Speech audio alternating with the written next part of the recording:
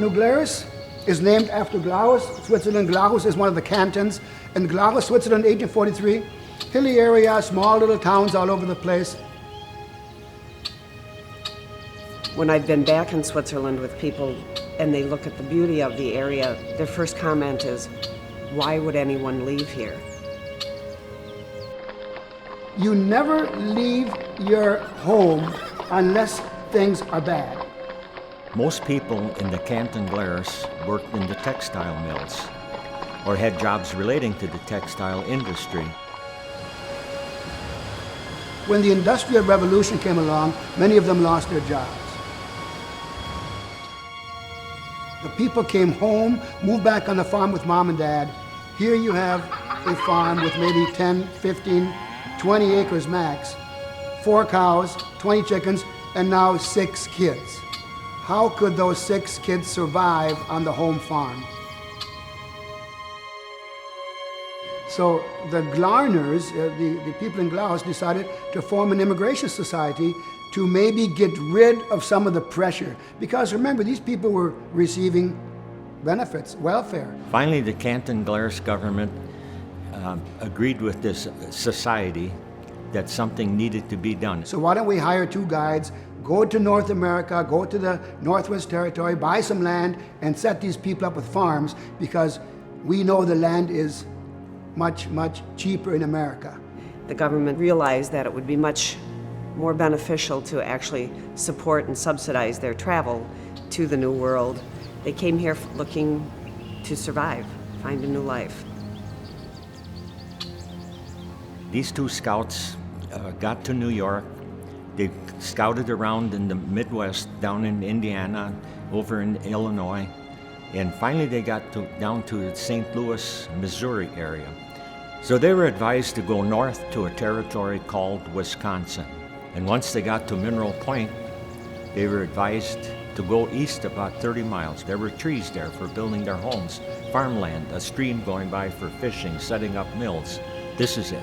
This is what we're going to buy. They purchased this land from the federal government. They got it for $1.25 an acre. So in the spring of 1845, a group of nearly 200 people, men, women, and children, decided to go to the United States. You're in the middle of Europe. How do you get to North America? There's one river that flows north, and that's the Rhine River. They went up through Germany on the Rhine River by steamboat up to the Netherlands and at Amsterdam and Rotterdam. And then from there, Rotterdam to get to North America.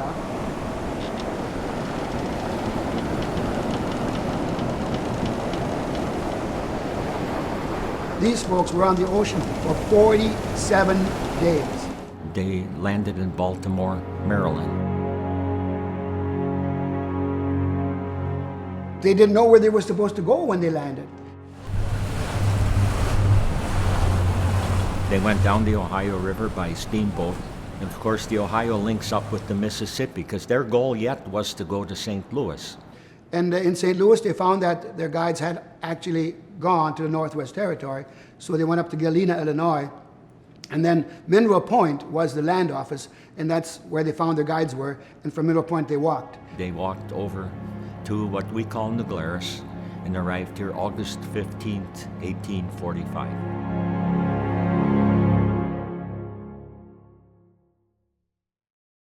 I grew up in a large city, and I didn't like the anonymous, aggressive, impersonal way. It's almost hostile. It's so crowded. But in a small town, it feels very comfortable and safe to me. One of the things that happened when we were very first moving in, I called my mom and I said, God, everybody's driving by the house and checking us out. And I was sitting on the step talking to her on the phone, and she's like, you know, Deb, you're being kind of paranoid. I'm sure they're just driving by. And I was like, no, really, it's like a parade of cars. And so she showed up the next week, and she sat out on the porch with me drinking coffee, and she's like, you're right, they are all driving by checking you out. In a large city, you can not make eye contact and spend your day and be alone. In a small town, it's much more difficult. Everybody knows your business. That's, of course, a double-edged sword, because everybody knows your business. But it makes for like a family. Kind of like extended family, a little looser than that, but that if you have a problem, they will show up and they will, if you have a bad day with your kids, they're going to be empathetic. And if you have something wonderful happen, they're going to be thrilled. And so I just think it kind of extends your happiness quotient. You know everyone, you could just walk down the street and people will wave hi and how are you? And they know what you're doing, know what you're up to, and they really seem to care. We know each other, so we know who our neighbor is, and our neighbor knows who we are. The outpouring of friendship is amazing. You never feel like you're alone. We see the same people day in and day out, and you know everyone. You never really see a stranger, you kind of always know who's walking around you, and it just feels really comforting just to know that you know everyone, pretty much. I never feel alone here. There's always, if I do feel alone, I just walk through town and I talk to everyone on the street, and then I don't feel alone anymore. And it feels really good. And it does go to that sense of the place where you're not alone. And you know that if you had a need, whether they're your biological family or not, they'll come and help you. They'll be there to make a difference in your life.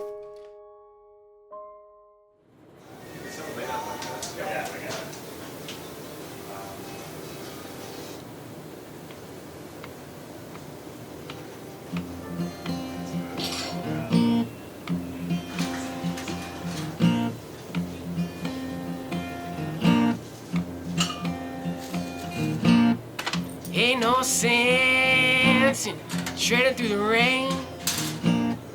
Baby, why don't you stay? Ain't no sense getting stuck out in the cold.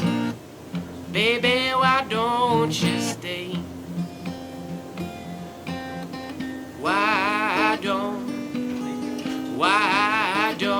oh, why don't you stay? Yeah, well that's so nice that we go to... This guy right here, you want a picture right there? Ain't no sense driving through the night. Baby, why don't you stay?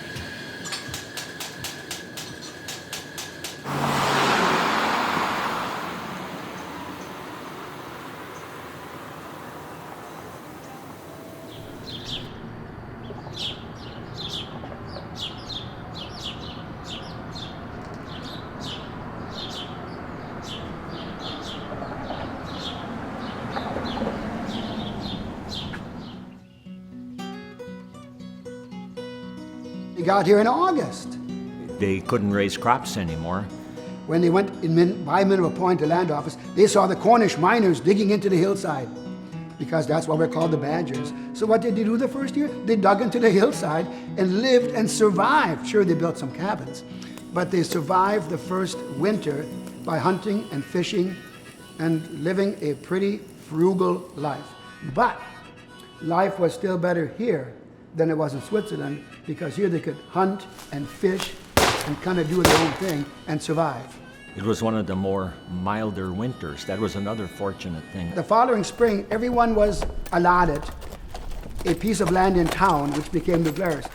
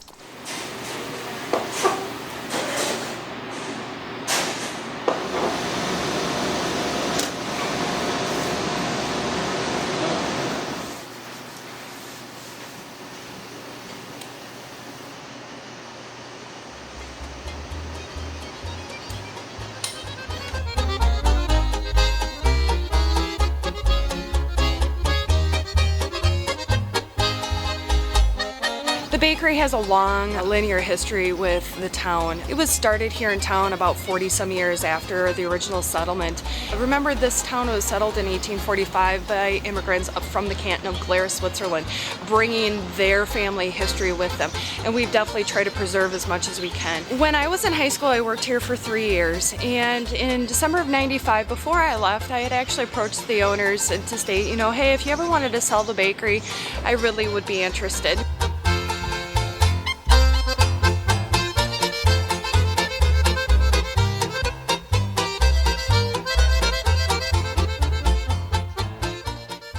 Like I say, we reopened September 1st, and it's been a blast ever since.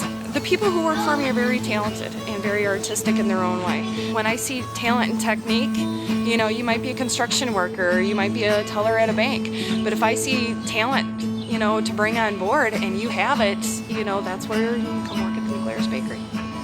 In 1916, though, they actually built this building for the bakery. Over here is one of the oldest refrigerators in the state of Wisconsin. Percival is built in Des Moines, Wisconsin. But we actually store our yeast, our cheeses, our doughs in here.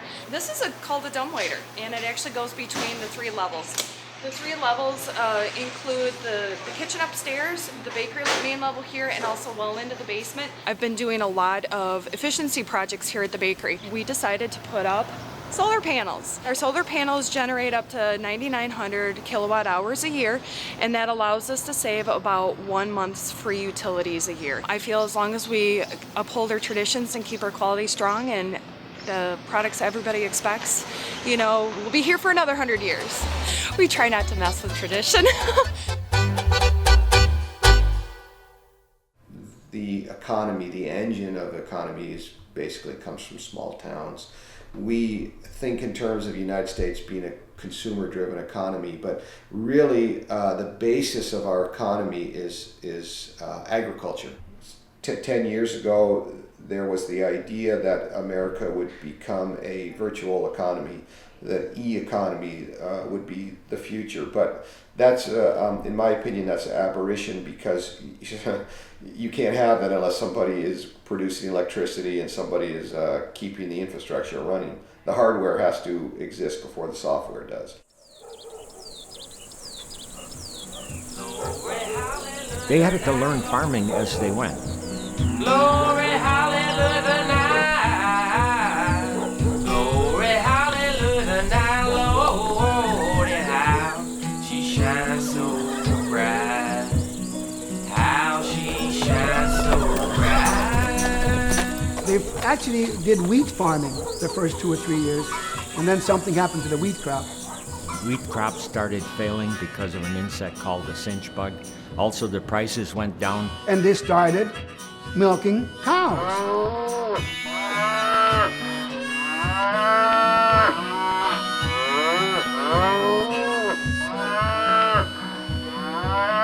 Well, 1845, 1847, 1848, no refrigeration. What are you going to do with all that milk? You can't drink it all. You preserve milk by making cheese. So they were pretty much ready for this man who came from Switzerland. He was a cheesemaker. And he talked several farmers into start building their dairy herds. And he said they would bring him the milk. He would build the cheese factories and make the cheese.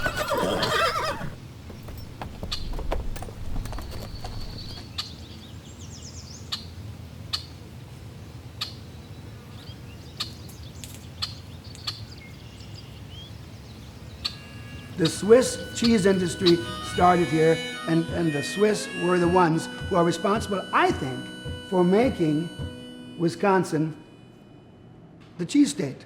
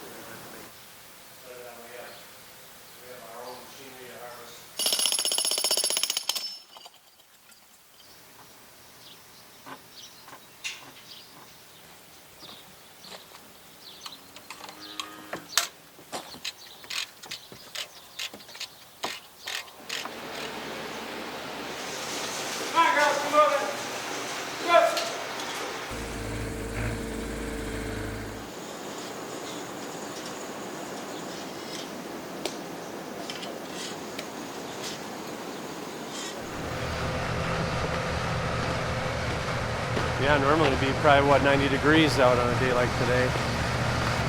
Hay drying like crazy, go all night. You know, I liken my journey a little bit to what my father's was. When he was in college, he was actually going to school to be a veterinarian, and he kind of got pressured a little bit by his father to come back to the farm. And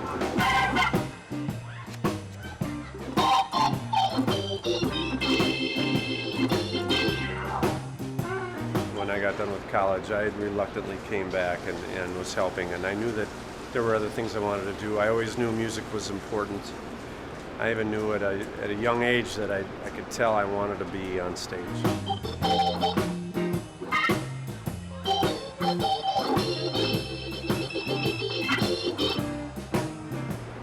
Played trumpet and euphonium in high school and dabbled around with piano and drums, but didn't really take it serious until later in my college career.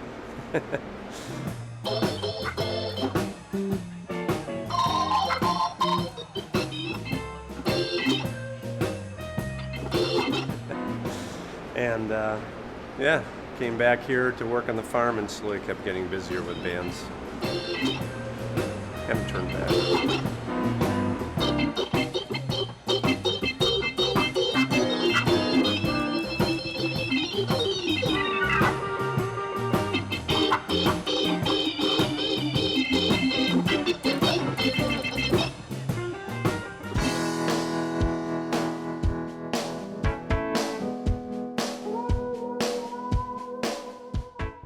I remember when I was in school at UW-Madison, this thing on TV came out called MTV, where they actually showed music videos. You know, they actually had videos. It started at 4 o'clock in the afternoon. Yeah, it was amazing.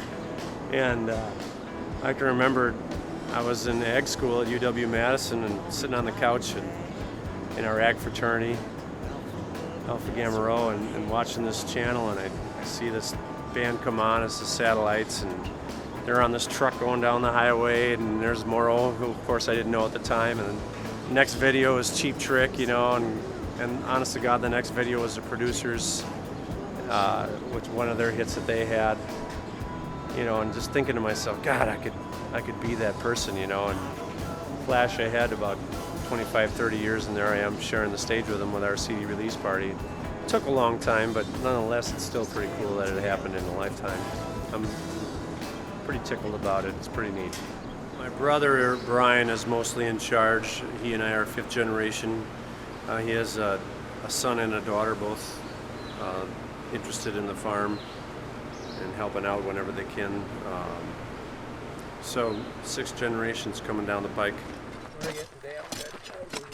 So every so often we get a little clumsy with the tractor and snap a post off. Did you feel it? See where I was going. Did you feel it? Oh no, I heard it. I didn't feel it. Yeah. I just kept driving. Wasn't me. Nobody will notice. Former employee. So that's my brother Brian. That's his son Chris. This is Craig. Chris is partially responsible. Colin. AKA, what's your... Logan. Logan. He's only worked here for 2 years, and his name isn't Logan, it's Colin. We're all good at breaking stuff, but I mean, he's good at fixing things. I'm a little better with the cows maybe, and I do a little bit different management. When he's here, he takes over part of it. My kids are involved now, and we show cattle. This last week we were at the state fair, and it's fun to see everybody pull together for something. And it's really, that's one of those cool things, we're all fighting for the same thing. You know, the dairy industry and farming itself has changed immensely over the last 20 and 25 years. There used to be dairy farms dotted all along the road, and every neighbor was a dairy farm, and now we're the only working dairy farm within I don't know how many miles.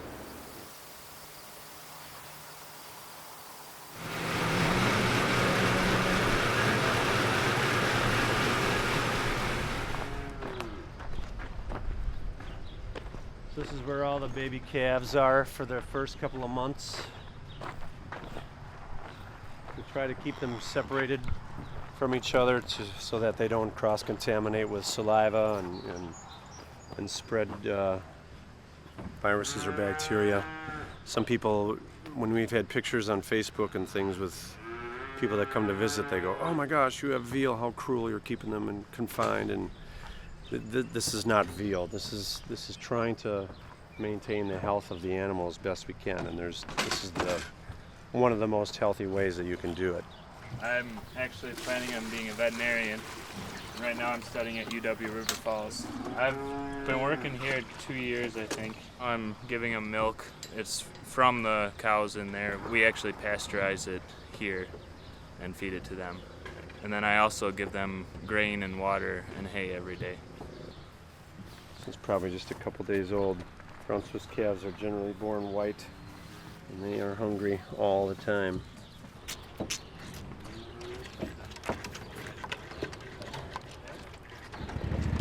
If you get run over, we feed you. Deal.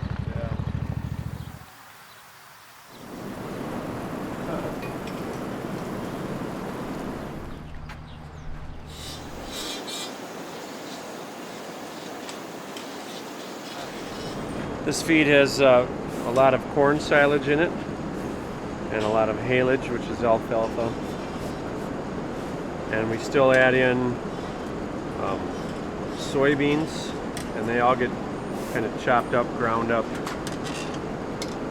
We add minerals into one mix of feed, and they're allowed to eat it as much as they want at any given time of the day.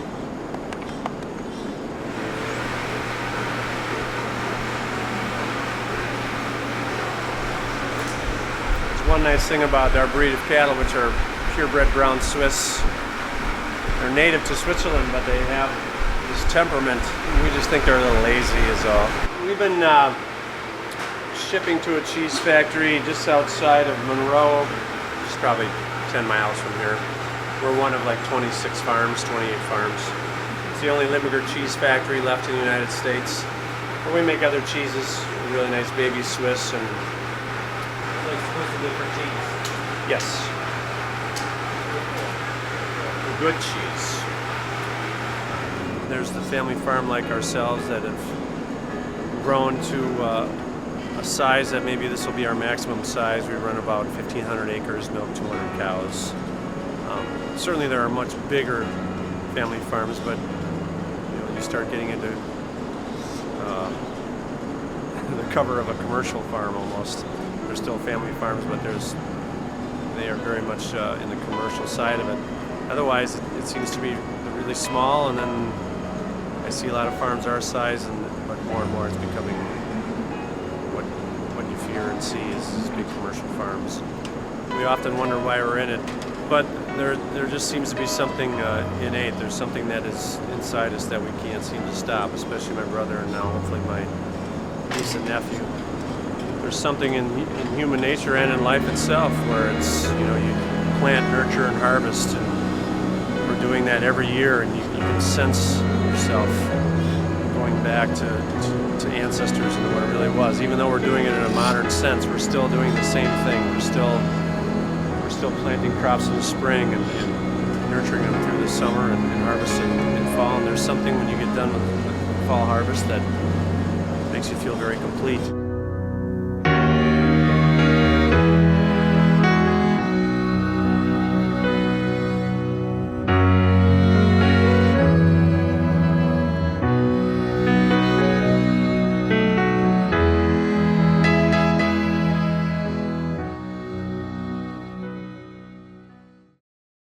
You can always tell people that come to visit us from large cities because they lock their cars.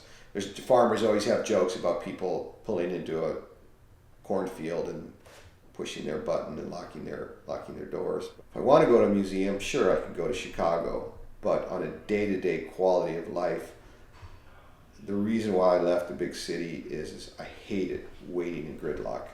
And when you live in a small town, you forget how awful it is, how people spend 2-3 hours a day in traffic to get to and from work.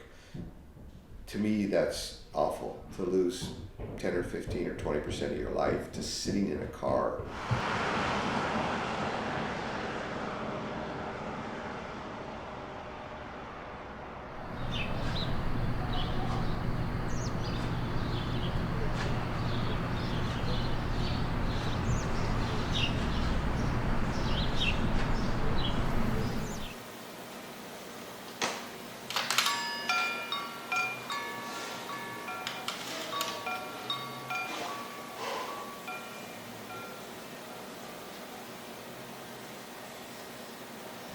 We need some of those. All right. How many would you like? Five.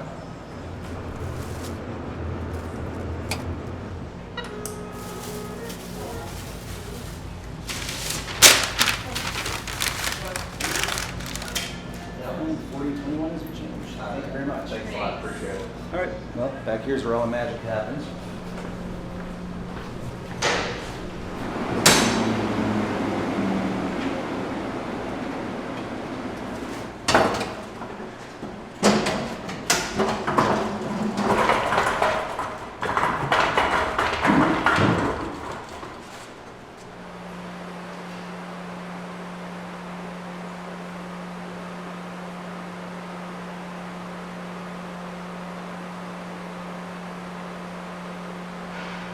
I'm going to be putting in some bacon. This has been smoked once, and what we do is we run it through a second time to give it a double smoke and stronger smoke flavor.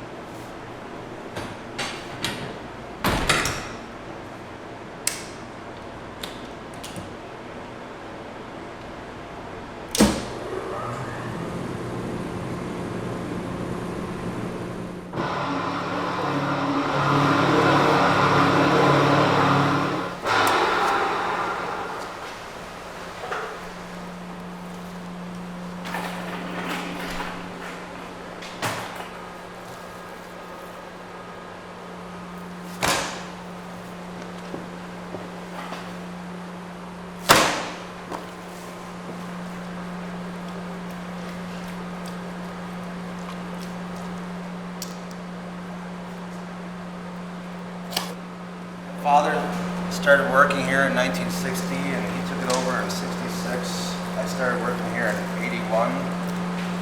Been here ever since, and essentially the reason we do things the old way is, I don't know, because we're cheap and have bought new equipment. I'm not really sure.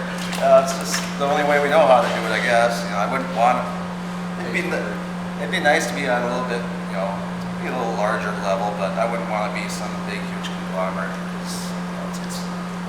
You get the care for the product when you're doing it on a small, you know, handmade level like this. You're actually you're involved with the product, and you're involved with the sausage, and it becomes part of your. There's pride in doing it this way, rather than having, you know, some gigantic factory where it's being churned out over 3 shifts by a bunch of gigantic machines and things like that.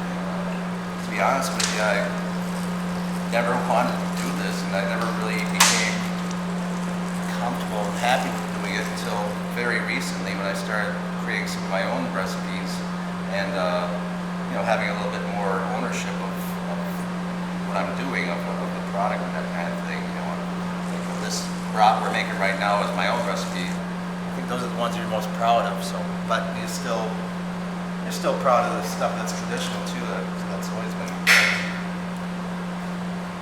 This is all I've ever done, and this is the only place I've ever lived, so I can't, it's hard for me to fathom being in a place where, well, you can't get stuff like that, but we hear it pretty much every day.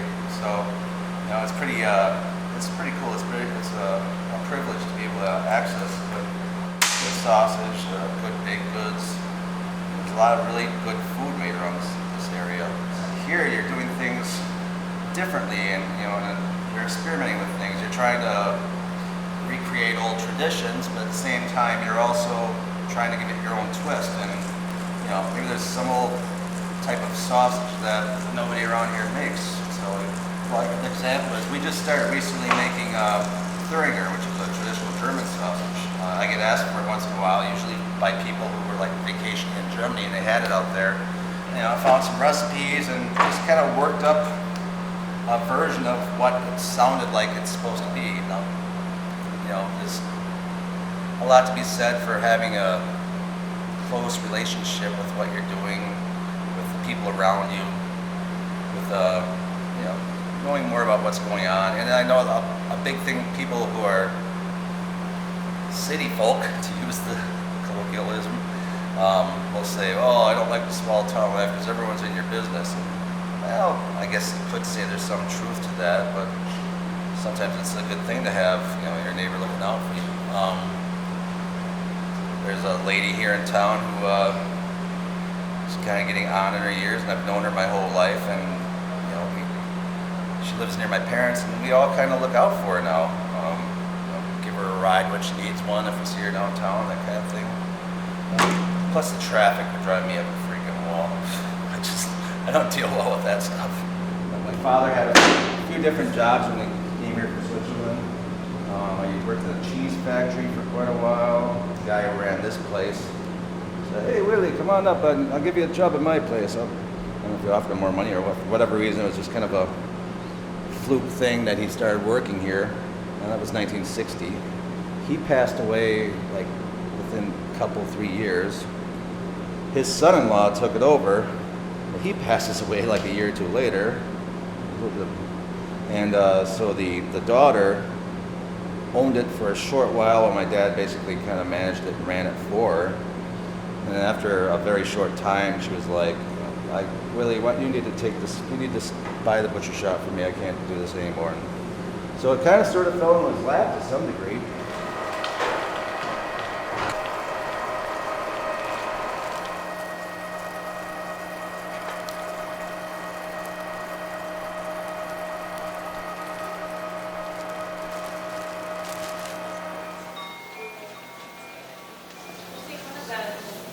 And then we'll get a mild beef summer sausage and a smoked chicken.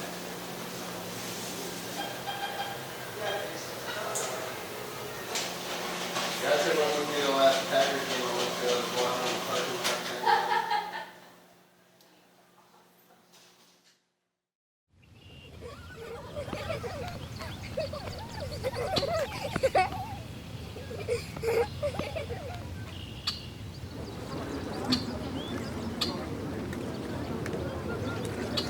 People gradually realized that while they couldn't be living in Switzerland, they wanted to keep some of that heritage strong here. So the Swiss language continued. Of course, they were all Swiss people living here together. That was their first language. Newspapers were printed in German and Swiss German.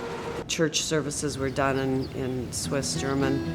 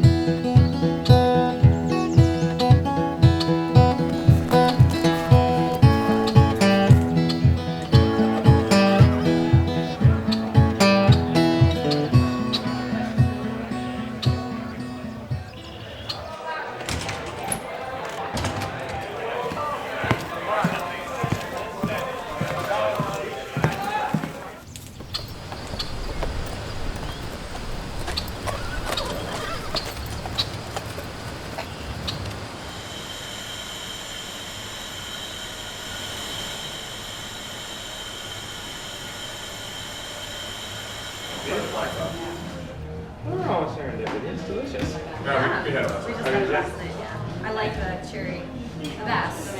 Cherry's good. I like the raspberry, but I'll take the total. Sounds okay. She actually was a big part of that project as well, so she really was a good person to ask. Yeah. Oh, sure. Yeah, she's learning about it too. I just, Yeah, we're all kind of learning as we go, to be honest with you, but we're going. You're going, yeah, you're still learning, yeah. Yeah. Great. Thank you. Yeah, enjoy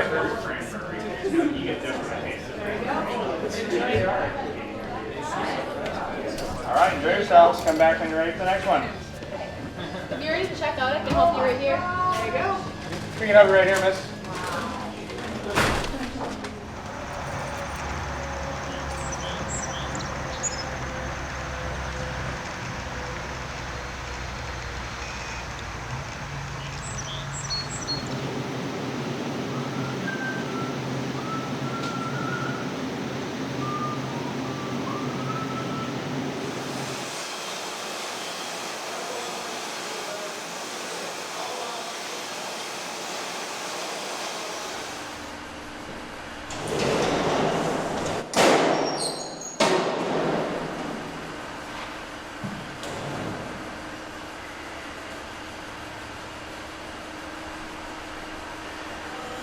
the wort. This is the mash. This is the lauter ton, and that is the mash that you're looking at. And I'm separating the solids from the liquids. So it's full, like I would liquid and grain. All I want is the liquid. I want the protein, the vitamins. Making good beer is relatively easy, particularly in the modern world, because there's a lot of technology in the internet, and suppliers have made it relatively easy for a brewery to start and for people to make good beer. To make great beer is very, very hard.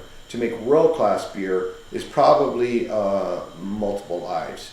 I've been brewing beer since 1978, and I'm still learning. It's that fine tuning of that last little bit to make perfect beer. It's a fleeting and difficult process because small changes have huge impacts, and it takes weeks, if not months, to make beer, and then it might sit in the bottle for many, many months. So the changes that the effects of a cause may not be easily determined. You may not know what you did, why this beer tastes great or why this beer tastes bad. Hence that's a scientific aspect. And so brewing becomes very convoluted, very confusing, very chaotic. Again, like science, you're looking at lots of data and you're looking for causes and effects amongst a haystack of data. And it's hard to find that needle. And it takes lots of repetition and lots of discipline and attention to detail.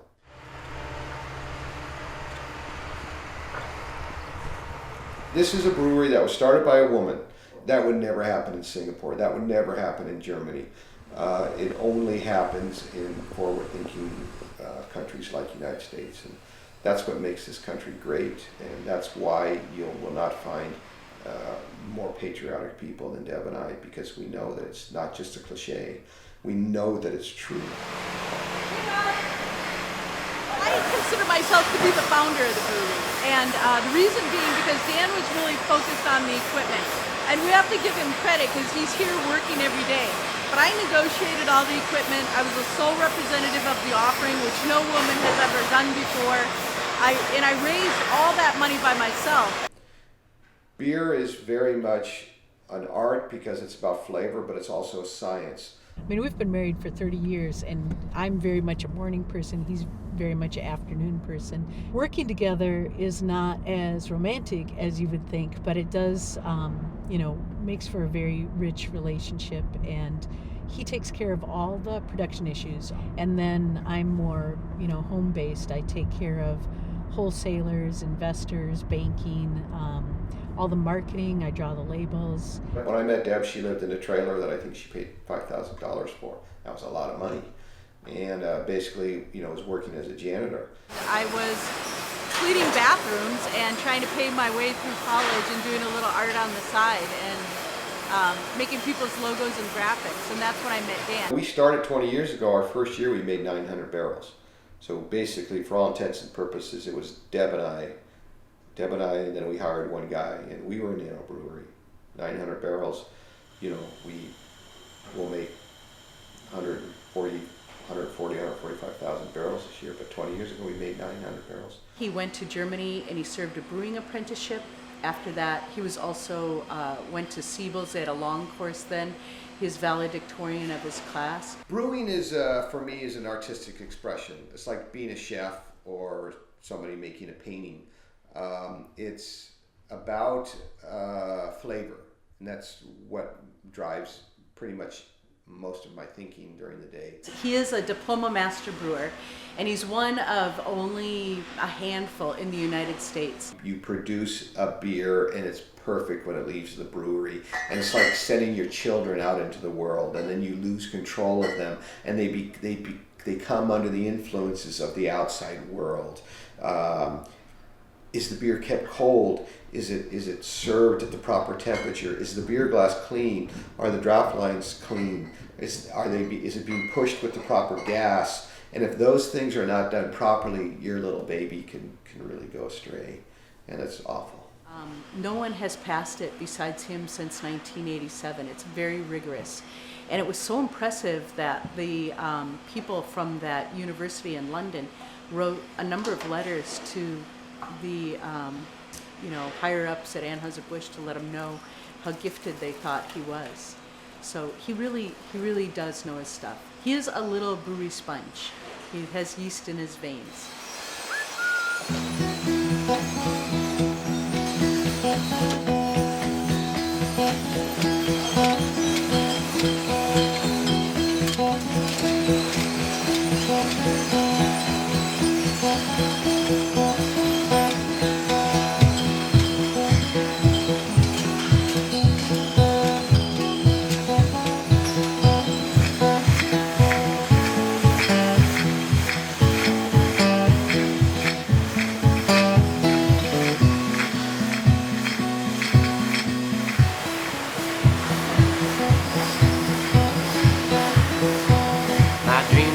People dancing, my dream people sing, and people come, all people come and go,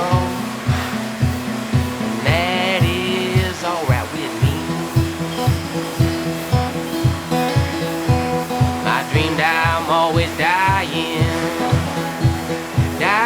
all the time. Looking to see what I can't never seem to find, and that is alright with me.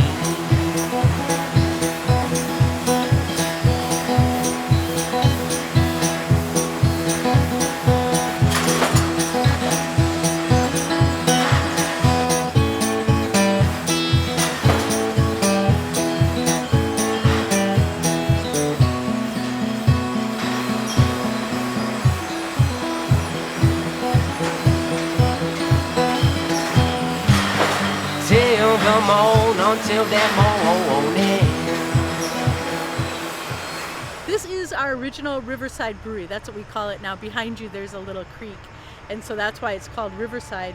But as we grew in 2005, we had maxed out this brewery. We thought we were going to be maybe a 15 or 20,000 barrel brewery and just pay our bills.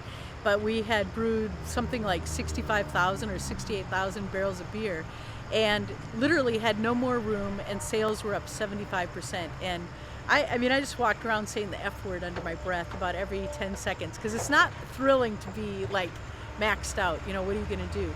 So I searched around for property and eventually found a very nice piece of land on the exact opposite end of New Glarus, which is all of 1 mile from here. And I was thinking I'd take you up there and show you our new Hilltop facility.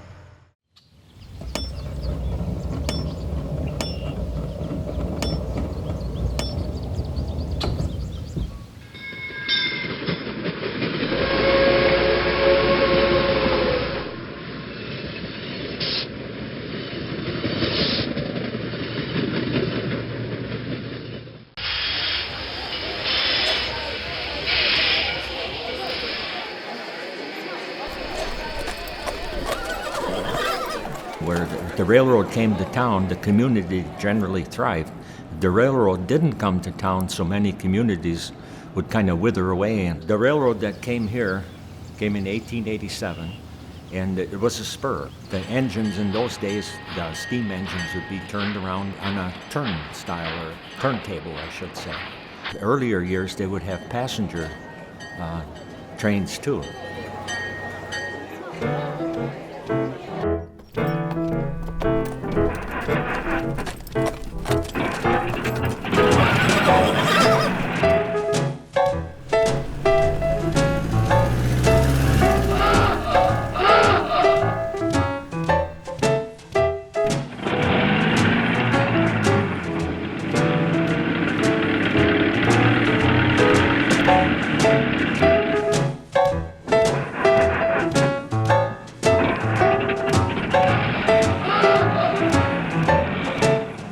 In 1910, Pet Milk came to town.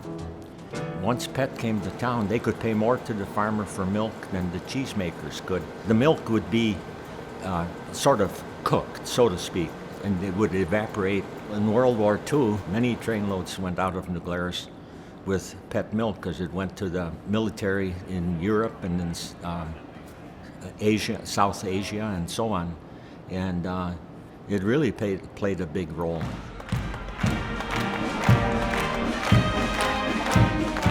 Pet left New Glarus in 1962. Now, it didn't hurt the farmers all that much by then because there were tanker trucks. They could divert milk wherever they wanted to go with it. But it did really shake up the village.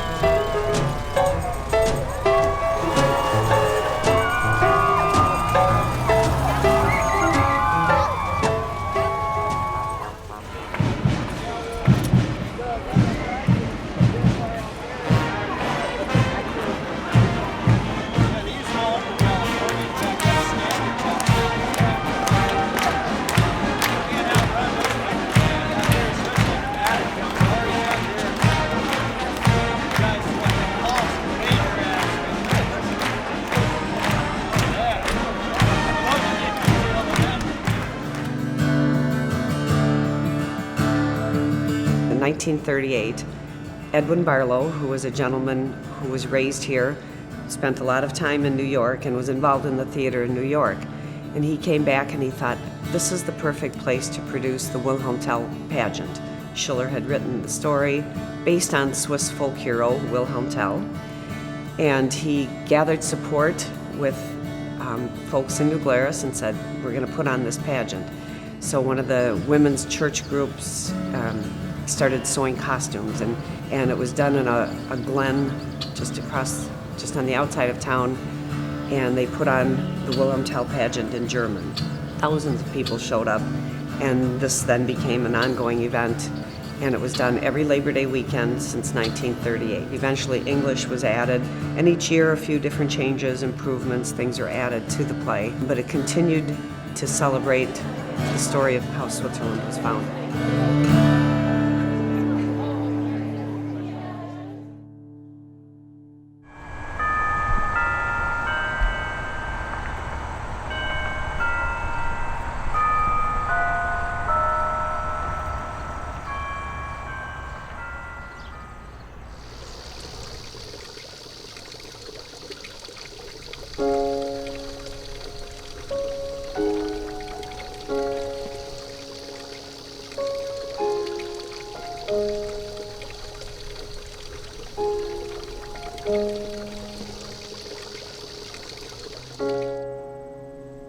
It's not county run or state run or village run. It's just a group of people that are flat out interested in keeping this going.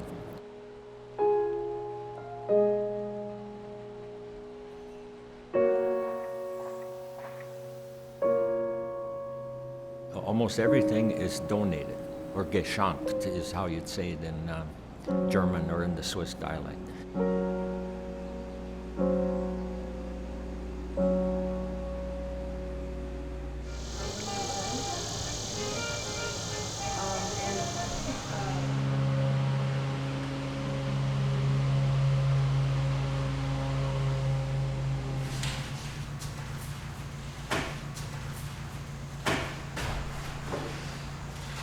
My first school was, before I was married, was right by Judah.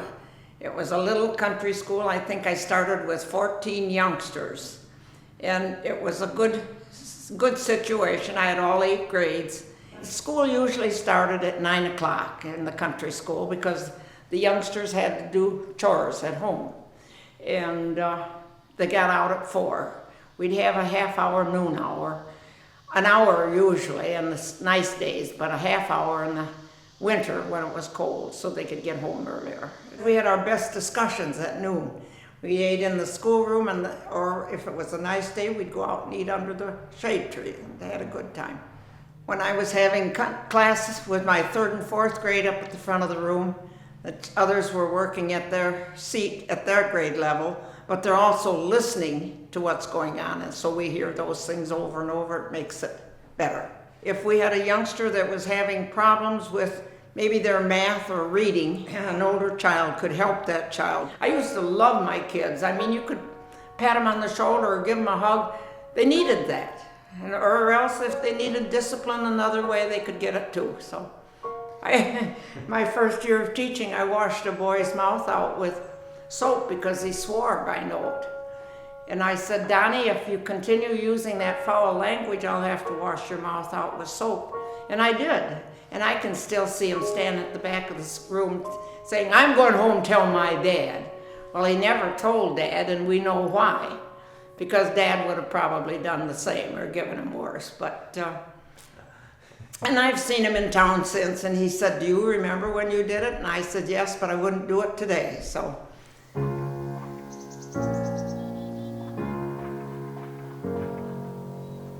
It was found inside of a house. In other words, the cabin was built in 1855, and then as time went on, they started building over it, walling the insides, and after a time it became a typical looking farmhouse, a white frame house. Several years ago, back in the 1970s, the folks that owned that farm decided to have the farm torn down. They came across this log cabin, and so they donated it to the museum. It was brought up there log by log and then reassembled.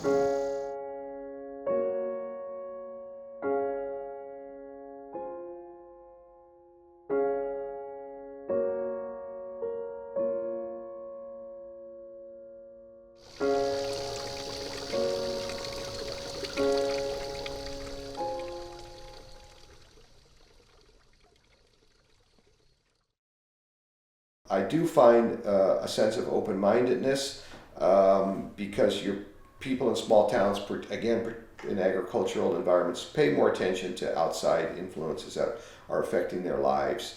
And maybe, say, in a more affluent large city where there's more of a sense of comfort and an assumed civility, that there's a comfort, a safety, and it's false because it's not real. And you see it in large cities when they have power outages, that society breaks down very quickly. You wouldn't see that so much in a small town. If we have a power outage, I don't think you'd see it break down with civility. People are much closer. You learn to get along with people, and even those people that have different opinions than you. You don't have to think the way I think, but you have to respect my views, and I have to respect your views, and I believe that's very evident in a small town like New Glarus. We don't all agree. But the point is we all learn to get along. To me, that's very important.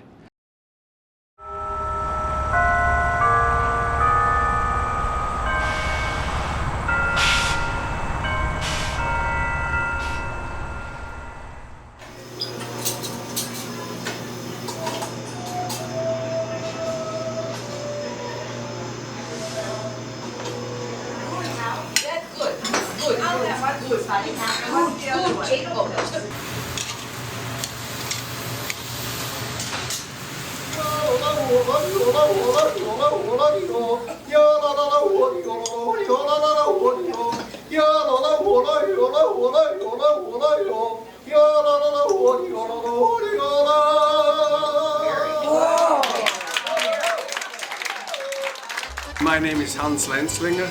I've been here since 1975. I was born and raised in Switzerland. My parents had a small hotel in Switzerland.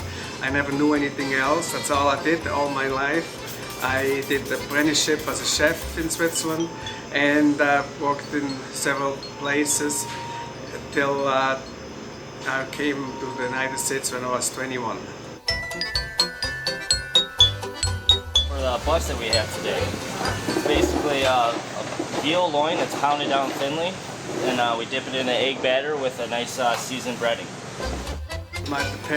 The hotel the parents had pretty much the same items on the menu as we have here. So that is a big influence. We have a group coming in. They'll have a cheese fondue appetizer. Chef Roland explains to them how we make the cheese fondue. Good afternoon, ladies and gentlemen. I'm Chef Roland, and in my name I welcome you to the New Glarus Hotel. You hear right away from my accent, I'm original from Switzerland. How exciting is that? I said cool. Good, good. Because you always have to see, I'm the guy who prepares your lunch today. So we all say cool, right? Cool. So what I'm going to show you today is how to make our Swiss national dish. And that is a cheese fondue. Yeah, you're all familiar with cheese fondue? Yeah. So I don't have to make it. Oh yeah, you have to make it. You have to teach us, chef. Teach us. My cheese fondue mix, since I came to Wisconsin, I always use some Wisconsin Swiss cheese. Yeah, I do like it. I think you have to go a little bit local too. You're gonna like it. Yeah, I appreciate it. Thank you. Yeah, oh, anytime. So, famous Enricola commercials and otherwise, this is the more traditional or well-known variety of Swiss elkhorn. Basically the Swiss national instrument.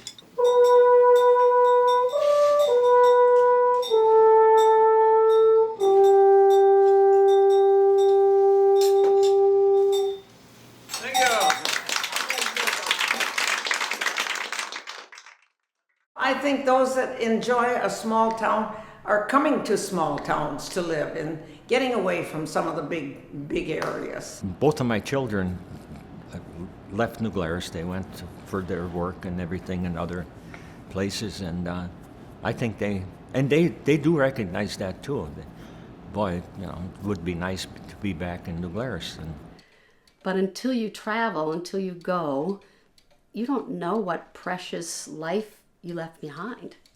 So you have to go. And I don't care if you go 20 miles or if you go 17 hours by car. You have to go in order to come back and appreciate what you have.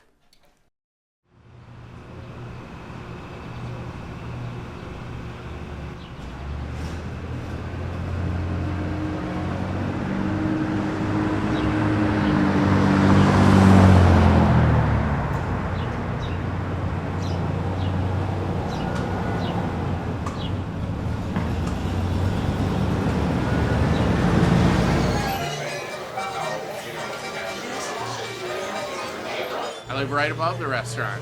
I always say I enjoy my 26-step commute.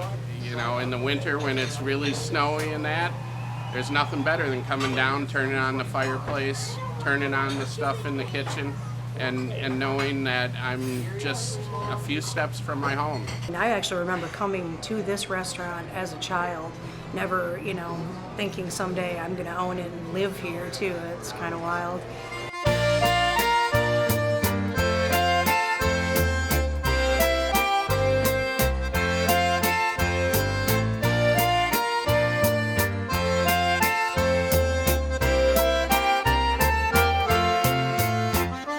I will yodel for you when the moon is high above me. When you answer my call, I will know my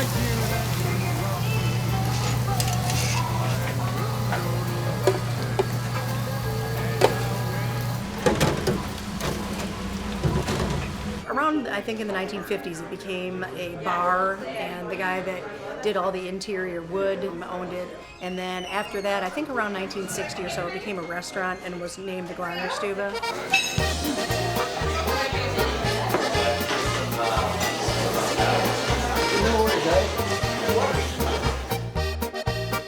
A couple of the summers when I was going to college, I worked at the New Glarus Hotel, which is right across the street here, and I was waitressing, and Gary was a cook. We worked for Hans Lenzlinger at the New Glarus Hotel. That's where we met.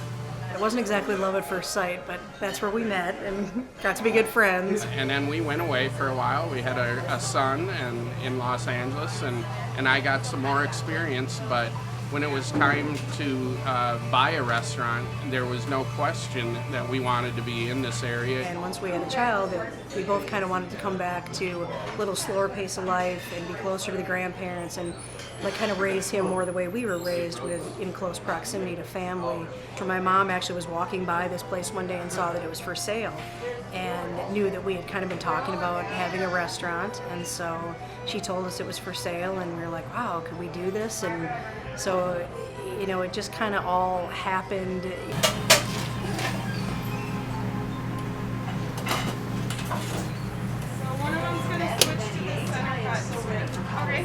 The pork schnitzel sandwich is one of our most popular ones, and I kind of came up with that recipe myself. And the cheese curds also, we hand dip them, which is a little different than a lot of places that use a frozen product.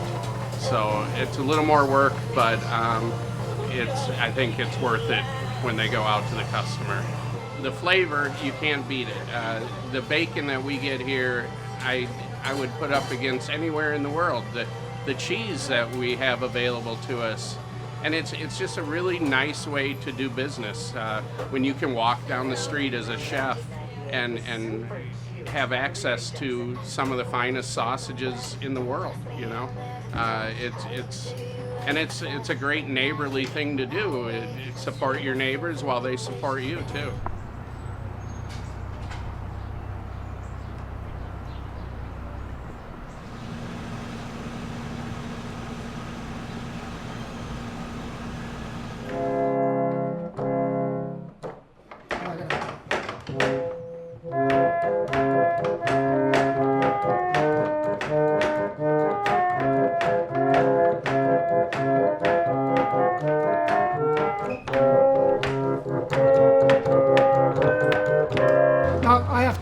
Girls in there because in New Glarus we do something that's very, very unique.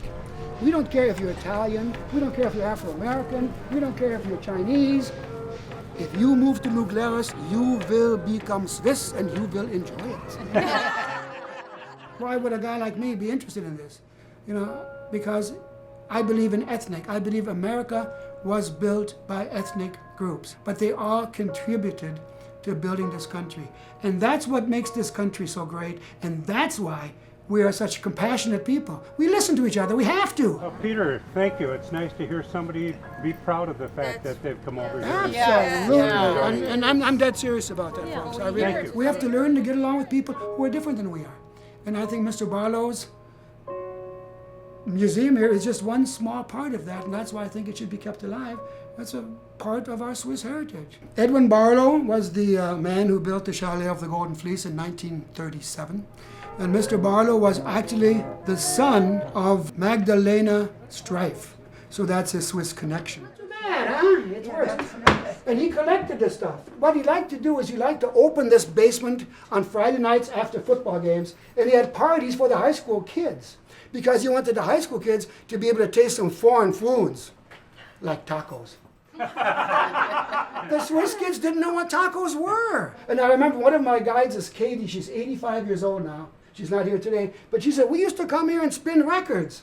And he used to invite us and let us try this different food just because he liked people. This allowed him to become kind of a free spirit. He went to Europe 62 times. And he went around the world 3 or 4 times. And every time he went, he collected things because he was interested in collection.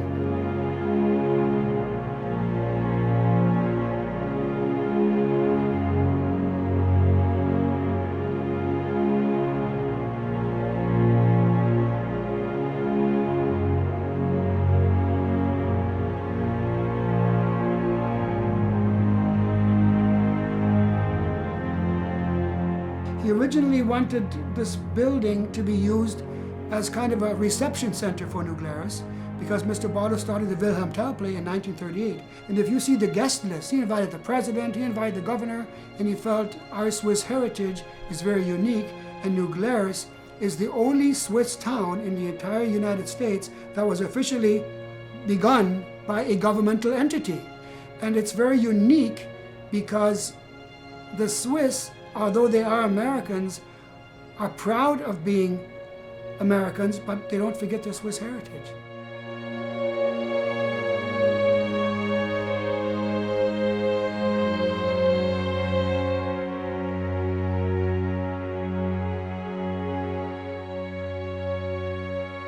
I think it's interesting how people, even if they're not Swiss, are still interested in pieces that come from Switzerland. They can still appreciate other people's heritage. And you know, we're all Americans, and a lot of people don't care about their ethnic heritage, but as I've said 1,000 times, you are what you are because of what you've experienced. I happen to be born in Germany. You can't choose where you're born, but I have a very strong European background. Now, I know your mom, I don't know your dad, but Blum is certainly a very, very Swiss name. So you got Swiss on both sides? Yep. you're 100%. You know, community, not just family, because when I grew up, we lived in a community where everyone worked together. And we always ate together. You know, today families don't sit down and eat a meal together anymore, and this is kind of too bad. Because that's when we always have our best discussion. I enjoy being a part of a town where at least I can feel that I'm doing something and contributing. And I don't think I would have that in a larger town.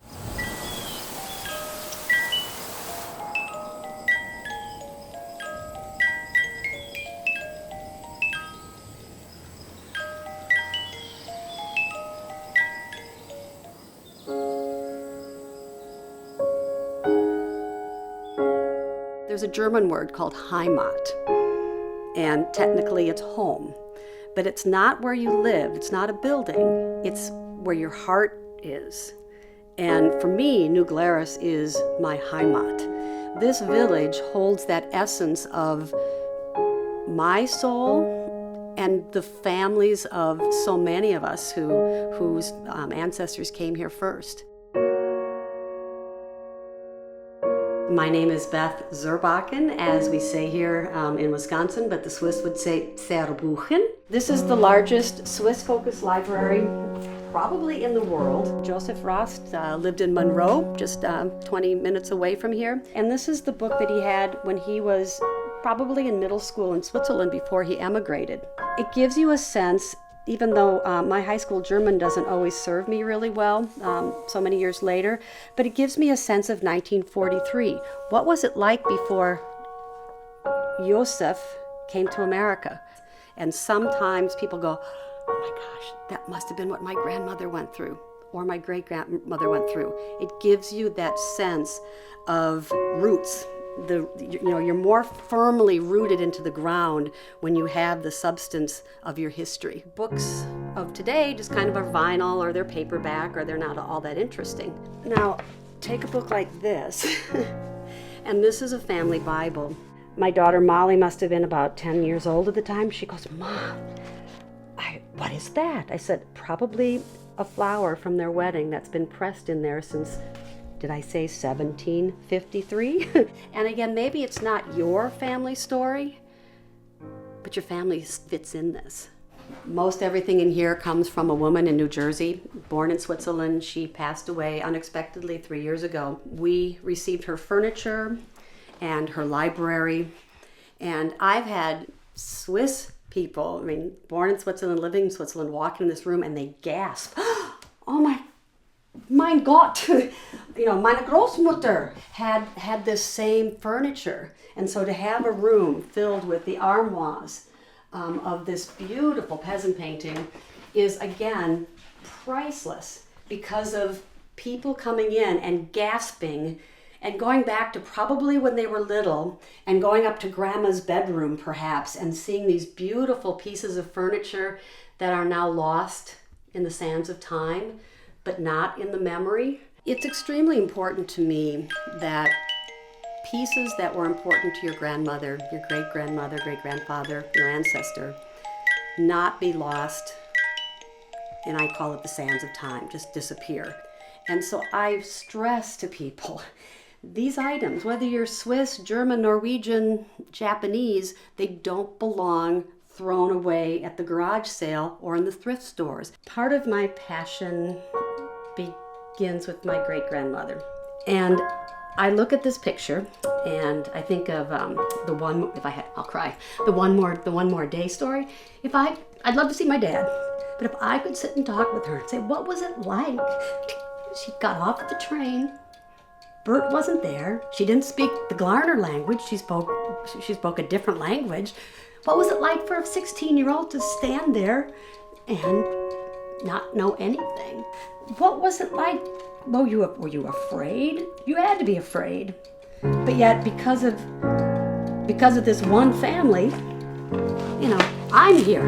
I would love to have that time when I was a little kid and actually care, other than they were just there and, Grandpa could yodel and do gymnastics and do anything, but never talked to Grandpa about anything other than, what kids talk to their grandparents about, which is little or nothing. And so when people come here, I get it. Because My journey's easier because we have more people alive who still know the family history, but I know what they're looking for. I know that Heimat feeling in the heart, that this is something that will enrich their life, that you get to be a certain age, and sometimes I joke you have to be closer to being an antique before you really care about the past, but you're missing a big part, a little part, but you're missing that story. But until you travel, until you go, you don't know what precious life you left behind. So you have to go. And I don't care if you go 20 miles or if you go 17 hours by car. You have to go in order to come back and appreciate what you have.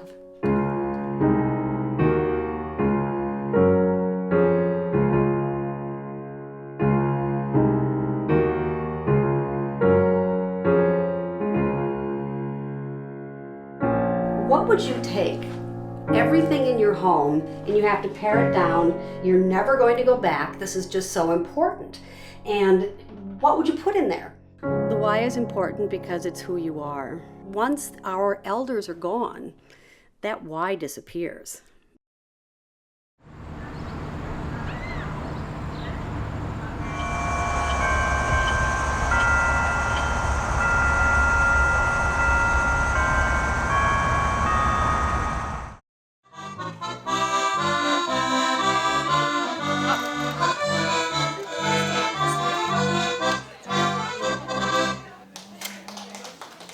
Thank you. Thank you.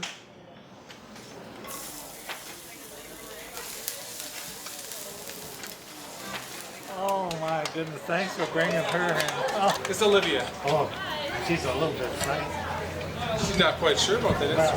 Oh. I mean, it's pretty neat. We heard him playing Somewhere Over the Rainbow. Oh. Good to see you.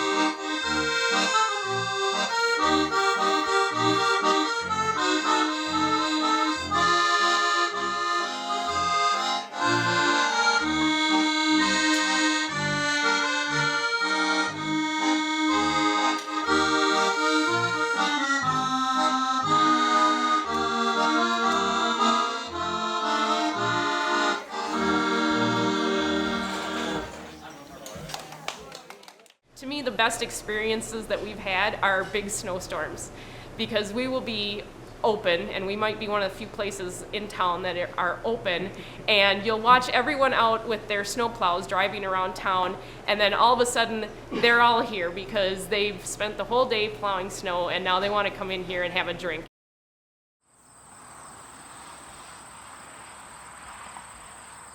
So he wanted to do this, not so much for production. We will use it for something, but it's not enough hops to run our brewery, but it is to show people what hops are.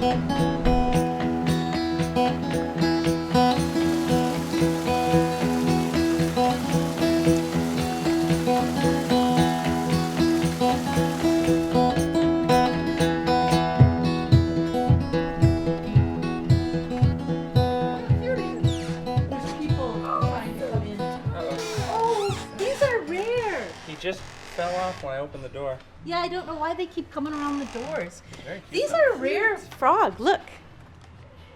See? He's changing color. I think this is a green peeper. But I really like frogs. Do you? Yeah, I do. I think so. He's jumping. I don't know if you're going to be able to get him out of here. You don't think so? Are you ready? Yeah, I think so. Hand off. He's cold, so you'll know Yep, when I you got go. him. Do you have him? Yep. Okay, quick. I'll go take him to the woods. Okay. Hey, there's people like circling the parking lot. So be aware, there's 2 cars of people. And I told them we weren't open yet, but maybe you should start heading down there. Pretty good problem to have, huh? Yeah, well, we have this problem all the time, but you never know. Some days they hang out and no one comes. So I have to warn them. Did you get that puppy? There's some rescue puppies. You haven't found out yet. Found out yet. Did you call him? I left a message with it, but I heard back from him. Oh, damn. Someone called me yesterday while I was back here working, and It was probably them. probably her, and I didn't have an opportunity to pick up the phone. Well, you feel free to go take off and call him again. Shit. You should. They're cute. They are cute. Okay, I got my fingers crossed. There's some rescue little chocolate labs, and Adrian has a young family, and his dog's getting older too, and so he's been looking for one. And somebody emailed me a batch of these little lab puppies that are looking for homes. So we'll see what happens. That's the fun of having the brewery. Like there's somebody too had a big drama with the house. They're buying a new house, and then something happened with it, and they weren't going to be able to get it, and now they got another house with an accepted offer. And I think it's part of the fun. Assisted at 1 or 2 of the recipes, like Dan included in beer, in his brewery, he creates the recipe. He scribbles it all out, hands these papers, and things. Okay. Brewery thing is, and I'll talk about this back there, when he brings it out, put it in the There's 3 miles of stainless tubing in this brewery.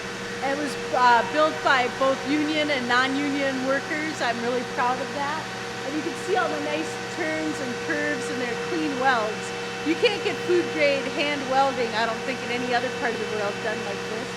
And there's more than 27 miles of data cable in the brewery. He uses it when we get new varieties of grain or hops or the new harvest, and they'll make little tiny batches in there so that we can taste, what's going on in that year's harvest. He doesn't really do pilot batches and then have little test batches and then here's what he's going to make. He thinks about flavors, and then he usually just goes directly to making a commercial batch of beer. In your all's lineup, past, present, what's been your favorite beer, New Glarus beer? Well, of course, Spotted Cow on a summer night in a frosted mug to me is perfection. I like a nice fresh glass of Moon Man, but if I had the choice, we make a beer called Hometown Blonde, which is sort of a European, bohemian style Pilsner. I would, if that was available, hands down, I would pick that beer.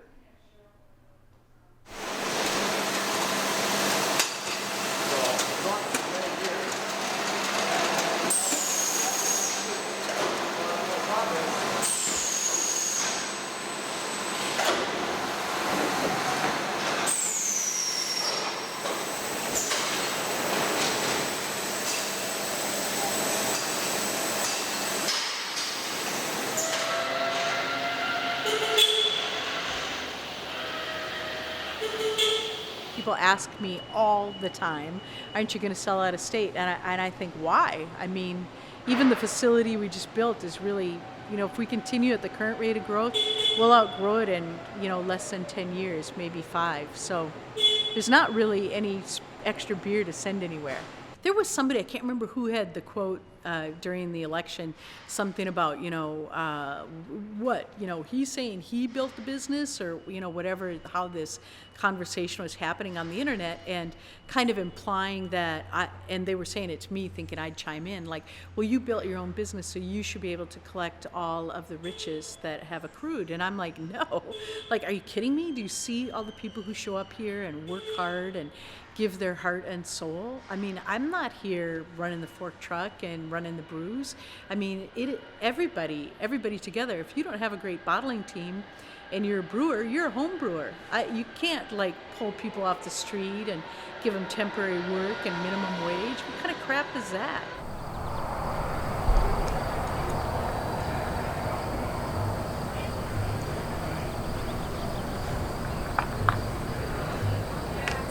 ran into this guy that is in England and he builds ruins. And I was like, oh, this would be so cool. So I worked with him on the design, and now we're getting toward the end phase up here on the top. That's the brewmaster's office, and we serve beer in there on Saturday and Sundays. And then people can sit out here, and this is our granary. And you can see the big door where the horses would come in to deliver the grain. And the bottom of the silo for storing the grain. And then on this side is the bottle shop. And then the top that's getting finished now that we just walked through is the manor house, so people can sit up there. And we're going to have timbers and big columns of beams with hops growing on them for people to sit under and enjoy their beer on the hilltop. Congratulations on your success. Thank you very much. It's so cool. Yeah, thank you. We really it's appreciate great to have a dream and make it work out. There are a lot of things that we do at the brewery, and a lot of things that I did in construction that people were just shaking their heads. I mean, really, genuinely, like, oh my God, this is nuts. And I'm like, nah, I think this is gonna work. And I still do it that way, and I think it's good that I don't have a business background, and I'm not really involved in the beer industry, because it allows me to be very creative in my solutions. Even now, I think sometimes people say things, because it's like, who the hell is she? I was 33 years old, little girl, and, like, come on, you think your husband's so great? Seriously? And now, I outsell all of them, so it's like, well, proof's in the pudding.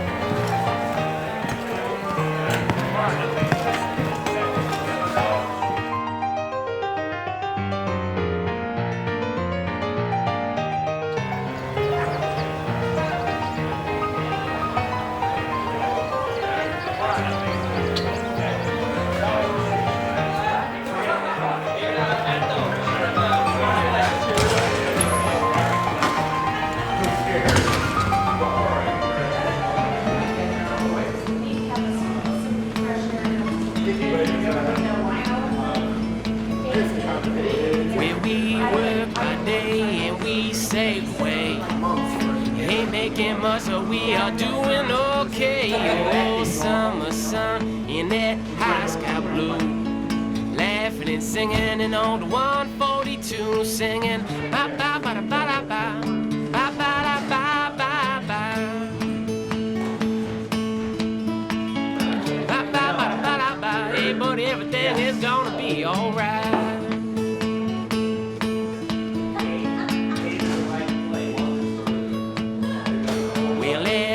Get together and we kick back a few. Get a little chip, we go out and we the tavern is what makes the town. It is solely the gathering place of the community, and it always has been. It's where you go after work to relax. It's where you go after a hard day in the field if you're a farmer. We're in Pimple's Old Tavern. It was built in 1893 by Joe and Bertha Pimple, and they built it as a tavern and a boarding house upstairs.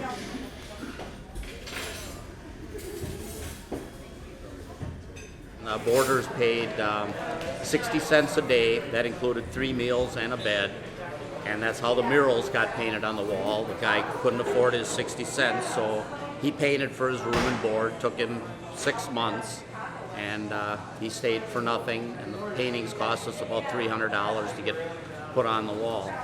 They ran it for until about 1935, when their son Otto took over.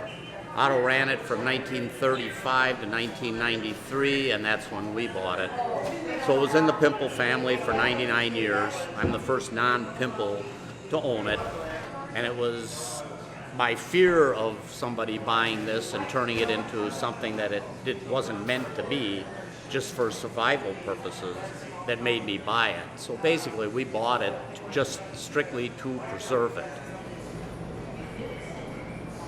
Basically nothing in here has changed except with the addition of air conditioning. The original ice box is behind me. That is, they used to put ice in it, it would melt. They'd buy ice all year round. That got electrified when the electricity came and refrigeration came, probably back in the 30s. And the dollar bills on the ceiling are new, as we just started that about 15 years ago. They throw them up on the ceiling with a thumbtack and a 50-cent piece, and we donate it all to charity. Ready when everybody's ready. We're ready. We're ready. And yeah! Go!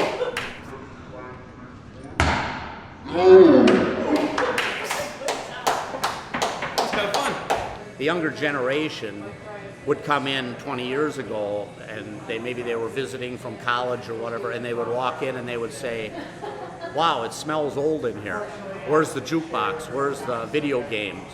Now, over the last 20 years, that all seems to have changed. The younger generation has become much more interested in the history, and they come down here because somebody told them that there's old murals on the wall, and they come down and they seem to have more of an enjoyment of seeing something like this, which is great to see. And some guys hunt, some guys fish. I own a tavern. Hey, sir. Thank you.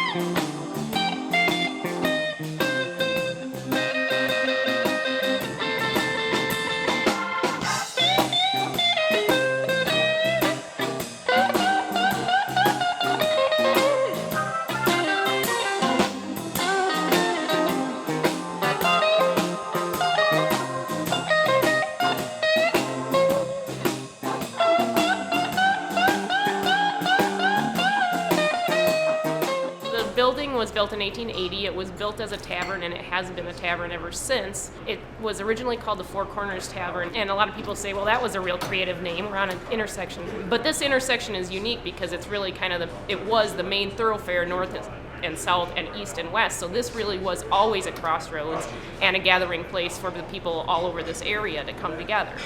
So that's kind of unique, and I think that is the tradition that we're carrying on here. We all help each other out, and we all have different things that we do well, and we all know those things. And so, like, when we started out, we didn't know who to use for like a refrigeration person or a plumber and that, and everyone else from the community really came together and helped us out with those types of things, and we still do. If we run out of hamburger buns, we know we can go across the street and borrow some from someone else, and they do the same with us. And especially the brewery. We were running out of Spotted Cow yesterday, so they actually brought us down a cold keg so that we could get through the night. So there's no better feeling than for other business owners in town to come up to us and high-five us and say, way to go, this is awesome. I've got big plans in store for me and my baby. Jimmy's Thursday night. Every first and third Thursday of the month we have the Jimmy's here, fronted by Jimmy Bagley, who's a local farmer and also head of a band. In the summer when school's not in session, we have them outside on the patio, and it's just been growing bigger and bigger, and as they've gotten a bigger following, and obviously the locals all know them, they all come here, and it's really become an event.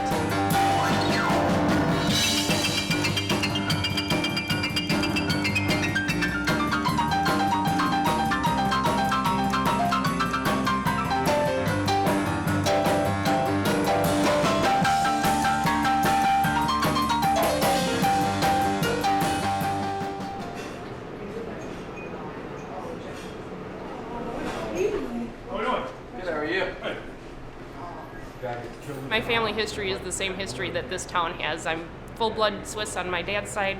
I grew up in Greene County, and I don't think I ever realized how unique this area is until I moved to Madison, which is not really that far away. but it really made you realize that a lot of the things we have here, the good cheese, the Swiss food, all that kind of stuff is really unique to this area, and it's kind of a microcosm here that is so unique. So that's what pulled me back here too. I wanted to get back to my roots, my family, and get back into here where I feel like I belong.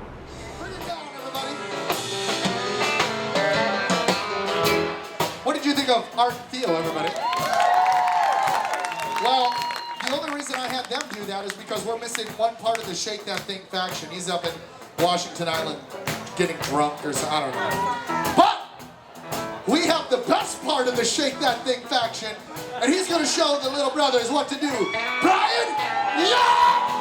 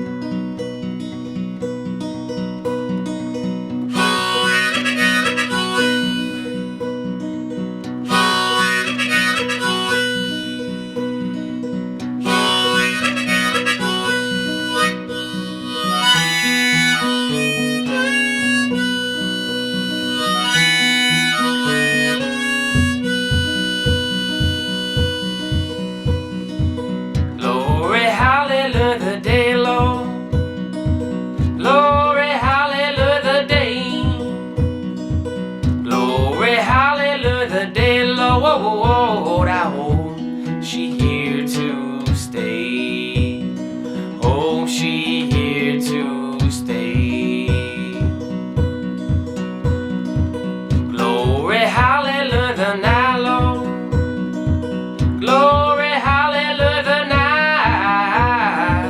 Glory, hallelujah, the night, Lord. And how she shines so bright. How she shines so